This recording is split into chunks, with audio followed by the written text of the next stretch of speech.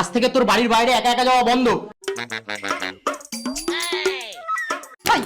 বাবার মুখে মুখে ভেঙে নাও, সারাক্ষণ শুধু বিয়ে বিয়ে করা। বেশ হয়েছে, এবার বুঝবি কত ধানে কত চাল। তুই কি কিলো পেয়ে গেছিস? দেখুন মেয়ে কথা কর একটা। কিরে কোথায় যাচ্ছিস? তোকে না বলেছি একা একা কোথাও যেতে না? কিন্তু আমি তো প্রতিদিনই যাই টিউশনে।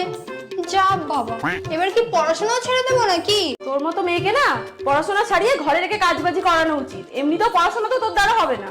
নেহাত আমরা একটু ভালোই বাবা, তাই এত কিছুর পরে তোকে কিছু বলছি না। আজ থেকে তোকে আর টিউশন করতে যেতে হবে না। আমি স্যারের সাথে কথা বলে নিয়েছি, একজন নতুন স্যার আসবে, তোকে বাড়িতেই পড়াবে। কি মানেটা কি? এসব কিন্তু ঠিক না বাবা। মা একটু বোঝাও না বাবাকে।